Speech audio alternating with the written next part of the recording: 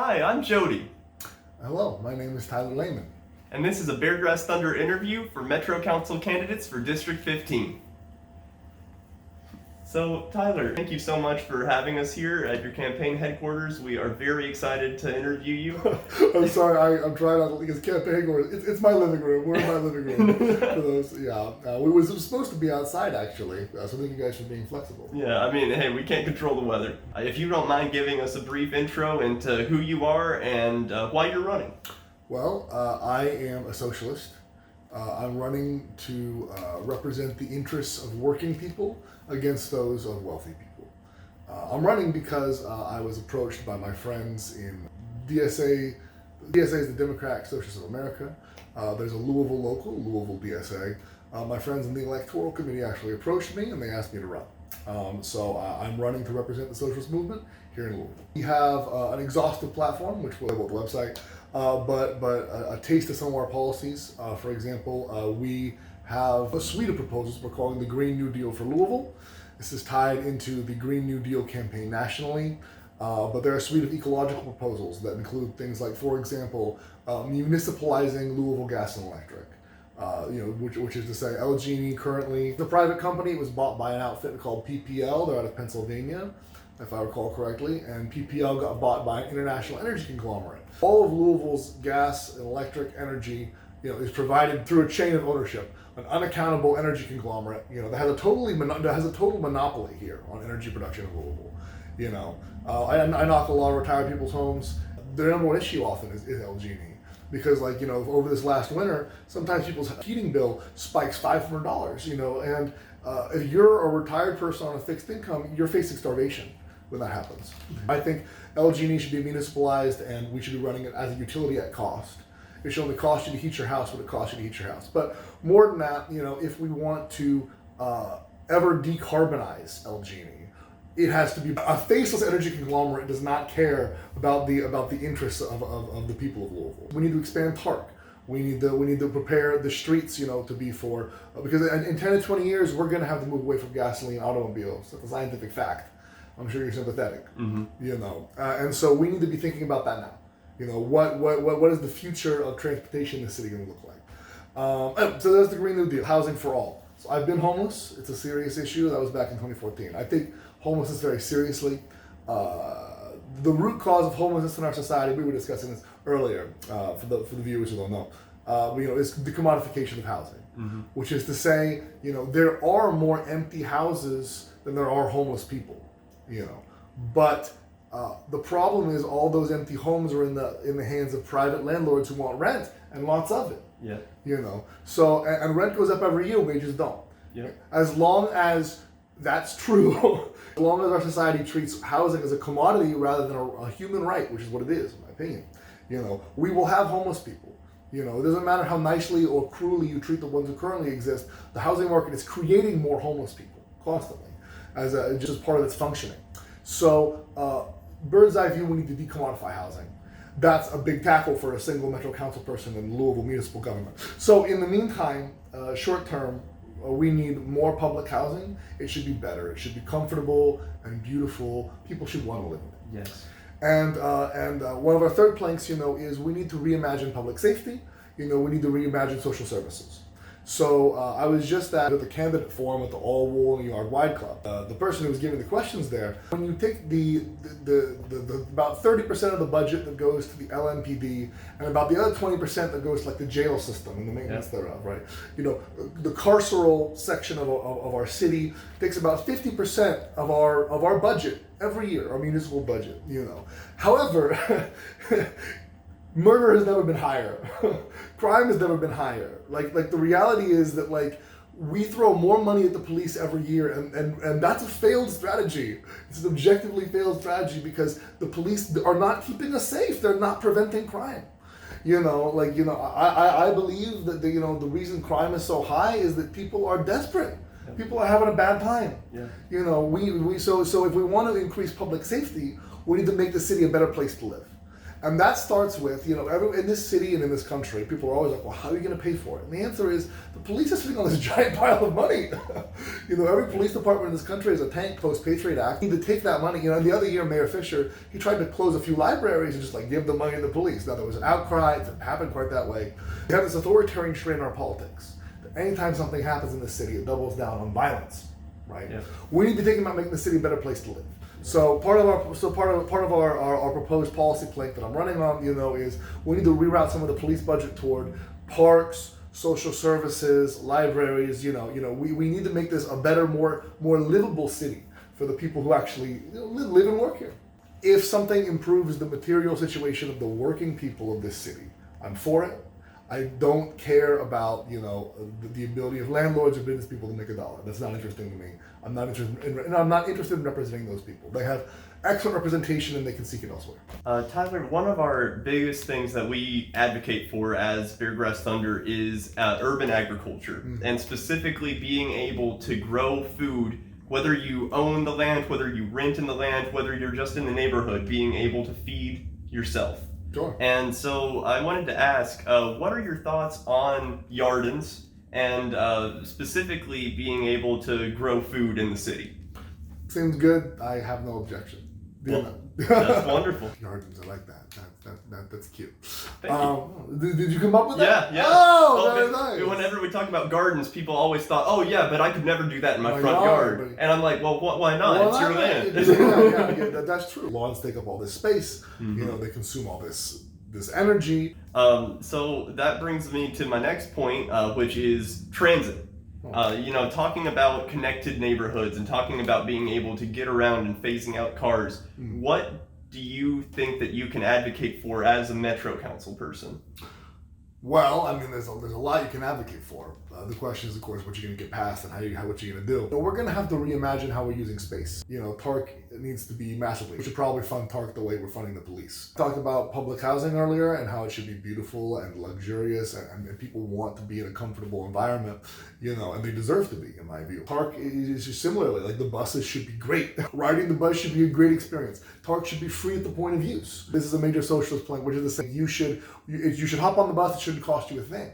How are you going to pay for it? The answer is buses aren't paid for through fares alone. Turn the dial up on the taxation and turn it down on on the regressive sort of punitive fare situation, because we want people to use TARC. Yes. We need to embrace it. We need to embrace mass transit. We need to embrace an urban environment that looks and feels different. That's better for cars and bicycles. And other modes of transport. I've knocked doors in every neighborhood in District 15, and there are places without sidewalks. I was knocking near Cloverleaf, and there was a woman, and she was a disabled woman. I don't have a sidewalk. These are basic municipal things, and our municipality is failing a lot of people. And this has to do with car culture. The reason that we have the things that we have, is because there are people whose interest it is to keep it that way. Yeah. What this campaign is about building, political power, specifically for and by working class people, which is what we're going to need to build an apparatus, of working class power if we're going to be able to not just advocate for, but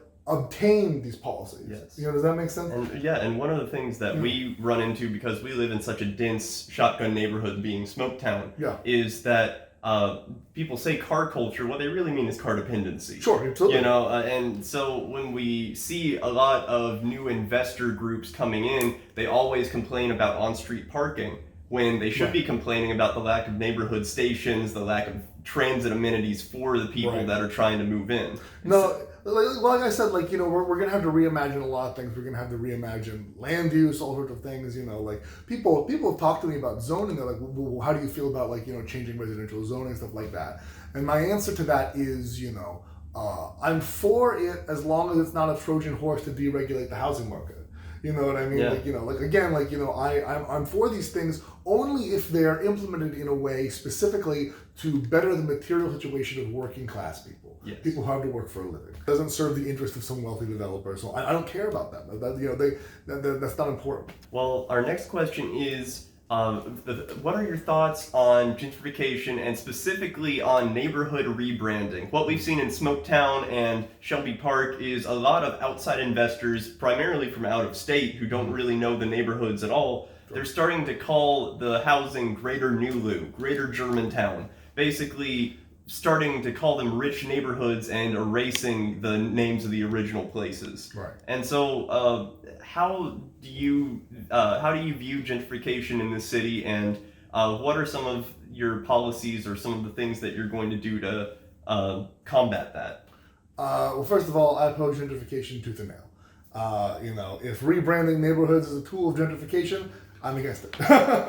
Gentrification is about displacing the people who currently live in a community and bringing in a wealthier class of person who can pay higher rents. It's landlord driven. And it disgusts me, and I'm against it. I'm running to represent the people who live in District 15 right now. I don't want to see them replaced. That's very important to me. The forum that occurred, there was a question about the TIF, the tax incremental financing district, which is, there's a controversial one in the West End right now, which I'm against, and so is my friend Robert Bell. Who's the other DSA endorsed candidate. You're here in Louisville this cycle. He's running for state rep over in 43. But if you watch that debate, you'll see there's a question about the TIF, and I'm the only candidate in this race, who said, I unambiguously oppose a TIF. Yeah. Because TIFs don't benefit working people. Yeah. Gentrification doesn't benefit working people. Even if you own your house, I say I knock a lot of retired people's doors. A skyrocketing home market. If the value of your home skyrockets, you may be like, well, great.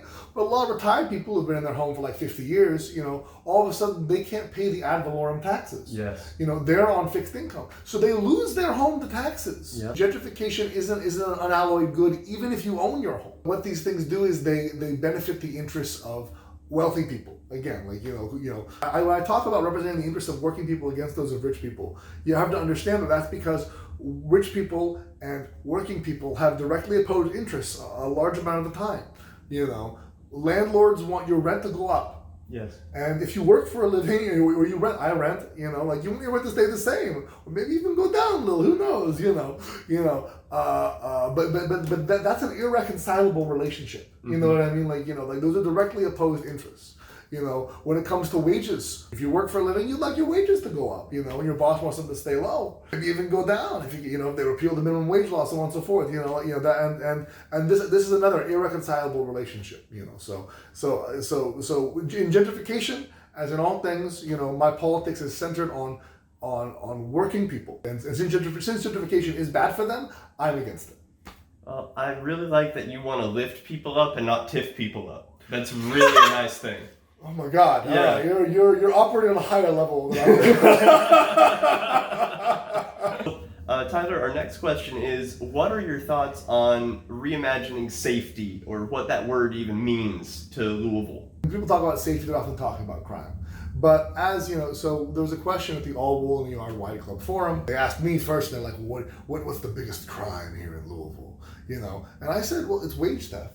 Yes. Yeah, I'm glad to hear you say that. Because people don't know, that wage theft, is enormous. And wage theft, for those who don't know, is when your employer forces you to work time that they don't pay you for. If you look at the amount cost to working people in wage theft, the amount they lose normal theft, traditional, give me your money, theft, it's gargantuan. It's enormous.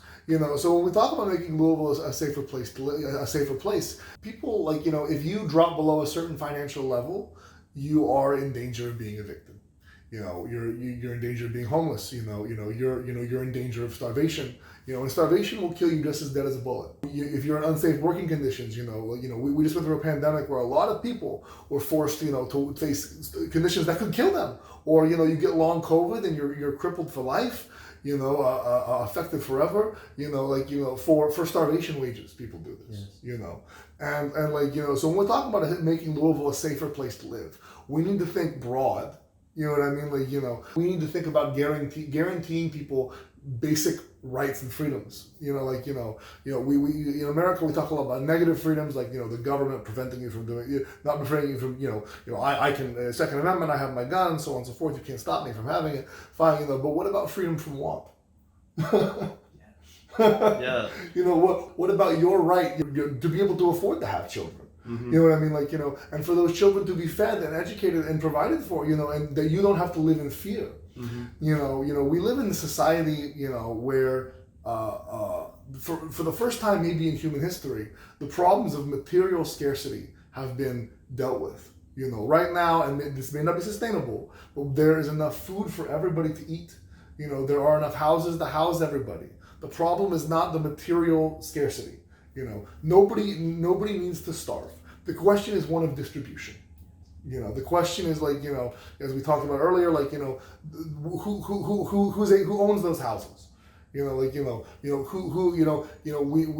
there's food rotting in dumpsters, and there are people who are hungry. Mm-hmm. You know, and this is, you know, I mean, I'm a socialist. I don't want to get on my soapbox too much, but this is the fundamental problem of capitalism. You know, in many ways, is this perpetual artificial scarcity it creates. You know, and you know, I knew a homeless gentleman about 5 years ago here, you know, up on Barstown Road. You know, and we were talking one time, and he said, you know, I'm up here, I'm in the wilderness. You know, he'd been on the road for a couple of years, you know, and there's always that danger that, you know, that you're living in a city surrounded by people, and something can happen to you that puts you in a state of impoverishment, and all of a sudden you are in the wilderness, you know, without rights, without protections, without access to food or medicine or housing or the things you need, you know, and that what that does is that makes people unsafe. Yeah. You know, like, and so we're talking about safety in Louisville. You know, I believe that that's what we need to combat. You know what I mean? Like, you know, and I believe that situation, that perpetual uncertainty that fear that people live in, that's what's driving the crime. If we're able to address that, I believe you will see less crime. You know, and you know, and that's the real way to address that. That's how I feel about it. Wonderful, and you know, just going back to what you were saying about having enough food to feed everyone. One of the things that we've seen. The most opposition that we had to the Yardens and the changing the ordinances were from people that owned 5 acres of grass. Yeah. And they had 5 acres of what used to be farmland, Yeah. but all they did was just mow it constantly. And they had to drive 15, 20, 30 minutes just to go to the grocery store when they had the land to feed their family. Sure. No, it's, you know, it's climate change is going to change everything. You know, like that's the reality. You know, like we haven't even talked about the fact that, like, you know, Louisville's in sort of an interesting place, you know, environmentally, because, you know, we're as I understand it, we're sort of becoming more tropical. You know, and climate change, you know, we're getting unprecedented amounts of rainfall, it's snowing less, you know, and so on and so forth. You know, we have an abundance of fresh water, things like that. You know, but what we're not thinking about yet is that, you know, there's a migration that's coming. Yes. You know what I mean? Like, you know, and Louisville's already a major resettlement place for refugees. You know, my partner, you know, is in the school system and taught ESL for a while, you know, and at one point she taught ESL and there were like 30 kids in the classroom and 25 languages. And people get resettled here from all over the world. They say Brazil's going to be one of the first places to become uninhabitable due to the humidity there and the heat and so on and so forth, you know. But like a lot of places, the inhabitable world is going to shrink and people are going to come here. You know, and we need to be thinking about, you know, what is that going to look like? Because you know, there's a socialist slogan, like, you know, the choices are socialism or barbarism. Like, either we're going to recreate our society in a socialist way, you know, and center, you know, and recenter the economy not around money but around human need, or, you know, we're going to just accept mass death and human misery on a scale that right now is frankly unimaginable. But this country has let 1 million people die from the coronavirus. This didn't have to happen, you know, but it served the interests of, when we say the economy, what we mean is, you know, the interests of the people who own capital, which is to say the rich, you know, the rich people in our society. You know, it served their interests that we not shut the economy down, you know, and so on and so forth, and provide protections to people, and so we just let 1 million people die. You know, they were sacrificed, you know, and that, I believe, is a preview of what we're going to begin to see. You know, like, you know, we're talking mass death. You know, the potential for suffering and harm that is coming is enormous, and if we want to prevent it in any way, we need to start now. We need to be advocating explicitly for the interests of people When I say people have to work for a living, I mean people who aren't wealthy, which is most people. You know, Sanders talked about the 99%, but that's true. My name is Tyler Lamon. I'm running for Metro Council District 15. I'm a socialist. If you work for a living, I want to represent you. If you worked all your life and now you're retired, I want to represent you. If you depend on somebody who works for a living, you know, like maybe you take care of the children and you depend on your spouse who works, you know, I want to represent you. If you're a wealthy landlord or, you know, some sort of a rich investor, you know, who has enough money they don't have to work, you can find representation elsewhere. That's it. You know, thank you all very much for your time. And if you're interested in learning more about our campaign or getting involved, please go to laymanforcouncil.com. Gives you the whole platform, both in English and Spanish. If you're interested in connecting, requesting a yard sign, volunteering, donating, plenty of ways to get involved. Thank you very much and have a good day.